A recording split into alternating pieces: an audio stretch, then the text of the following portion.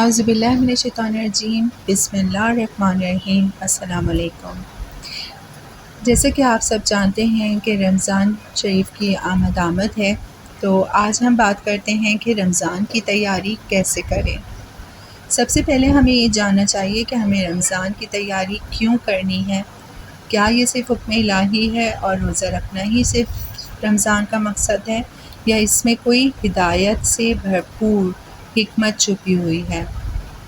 سورہ بقرہ میں اللہ تعالیٰ فرماتے ہیں، آیت نمبر 183 ہے سورہ بقرہ کی، اس کا ترجمہ ہے کہ اے ایمان والوں، تم پر روزے رکھنا فرض کیا گیا جس طرح تم سے پہلے لوگوں پر فرض کیے گئے تھے تاکہ تم تقوی اختیار کرو۔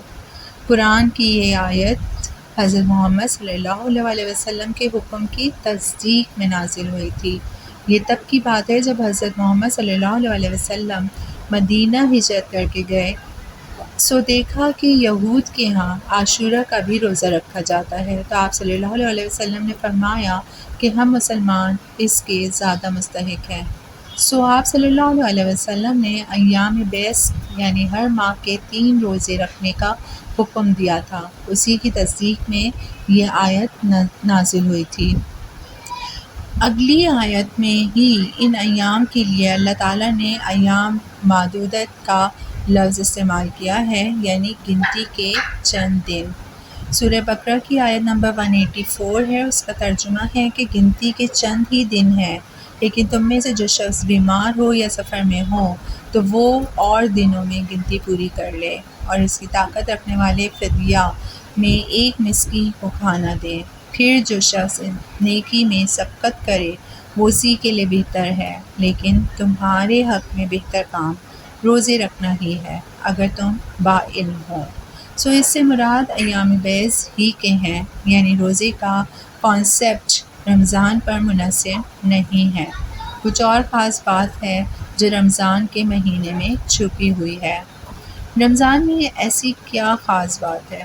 روزے کا کانسیپٹ تو پہلے سے تھا مسلمانوں کے پاس، لیکن خاص رمضان کے مہینے میں اتنی فضیلت کیوں ہے کہ شیاطین بھی جکڑ دیے جاتے ہیں، جنت کے دروازے بھی کھول دیے جاتے ہیں اور جہنم کے دروازے بھی بند کر دیے جاتے ہیں؟ کیوں؟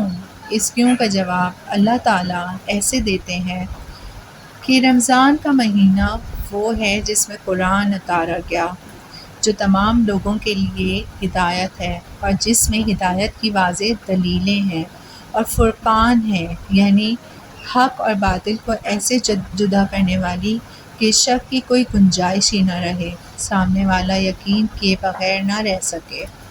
رمضان روزے کا نام نہیں ہے، رمضان تو دراصل اس جشن کا نام ہے کہ جب اللہ نے آسمانوں سے زمین پر ہمارے لیے الہدیٰ، بینہ اور فرقان اتارا تھا۔ جنت کے تمام دروازے کھول دیے گئے تھے، شیطان جکڑ دیے گئے تھے، اور مقدس قرآن کو اس زمین پر اتارا گیا تھا۔ کس کے لیے؟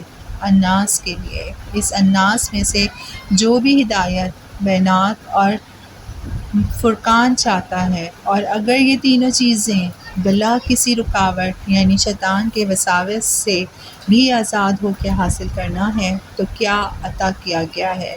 یہ رمضان۔ اس رمضان کا مقصد روزہ نہیں ہے، رمضان کا مقصد قرآن ہے، سیدھا سیدھا آسان طریقے سے کسی بھی رکاوٹ کے بغیر اپنے قلوب تک پہنچانے کا ذریعہ۔ اور اس ہی مہینے میں روزے کیوں فرض کیے گئے ہیں؟ کیونکہ روزہ نفس کو بھی کچل دیتا ہے، نفس کی حلال خواہشات کو بھی روزہ روک دیتا ہے۔ بچنے کا صرف کس سے حکم ہے؟ حرام نفسانی خواہشات کا، لیکن روزے میں حلال سے بھی کیوں منع کیا گیا ہے؟ کھانا پینا نفس کی خواہش ہے لیکن حلال ہے، لیکن رمضان میں ان سے بھی بچنے کا حکم دیا گیا ہے۔ کیوں؟ کیونکہ اس مہینے میں اللہ چاہتا ہے کہ ہم ہر طرح سے پرفیکشن کو پہنچ جائیں۔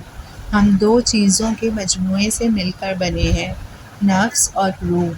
اللہ تعالیٰ نے رمضان میں ایک طرف تو روح کو بہت زیادہ پاور یعنی روح کی غذا دینے کے لیے قرآن اتارا ہے، اور پھر دوسرا کام اللہ نے نفس کا روزہ روکنے نفس کا کھانا روکنے کا بھی حکم دیا ہے، یعنی نفس زیرو ہو جائے، اور جب نفس زیرو ہو جائے تو پیچھے کیا رہ جائے گا؟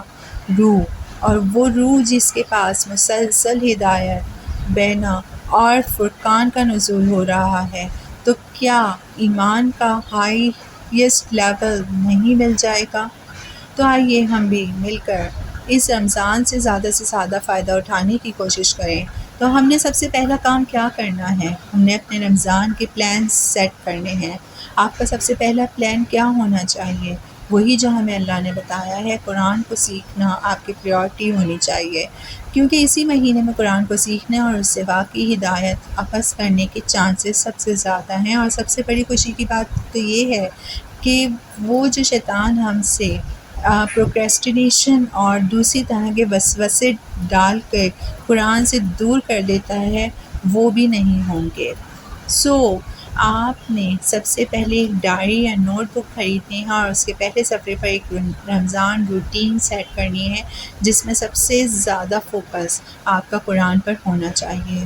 قرآن سیکھنے کے لیے آپ نے 2 کام کرنے ہیں۔ سب سے پہلے آپ نے قرآن کو عربی میں پڑھنا ہے، پھر اس کے بعد ان آیات کا ترجمہ اور تفاسیر کے لیکچر سننے ہیں۔ تفاسیر اور تدبر کے لیکچرز یہ آپ کو یوٹیوب پر ہر جگہ مل جائیں گے۔ ڈاکٹر اسرار احمد کے بیان، نعمان علی خان کے لیکچرز، ڈاکٹر فرحت ہاشمی کے لیکچرز، یا آپ کسی ادارے سے منسلک ہیں تو ان کے لیکچرز۔ بہتر ہے کہ ان کو سحری اور فجر کے بعد والے وقت میں کر لیں، کیونکہ احادیث میں بھی اس وقت کی بہت زیادہ فضیلت ہے۔ دوسرا، صبح کے وقت ذہن بھی بہت فریش ہوتا ہے، تب زیادہ سے زیادہ علم حاصل کرنے کا موقع ہے۔ پھر آگے کی روٹین آپ اپنی جیسی بھی بنا لیں، اپنے دوسرے کام، ان کاموں کے ساتھ زیادہ سے زیادہ اذکار۔ پھر شام کو عصر کے بعد اگر آپ کے پاس وقت ہو تو آپ نے خود انہی آیات کا جو صبح سیکھی ان پر تدبر کرنا ہے۔ قرآن کھول کے وہی آیات اور ساتھ ایک نوٹ بک بھی رکھنی ہے اور اس پر لکھنا ہے کہ اس آیت میں آپ سے کیا کہا جا رہا ہے۔ یہ صرف 20 سے 30 منٹ کی ایکٹیویٹی آپ کی زندگی سنوار دے گی۔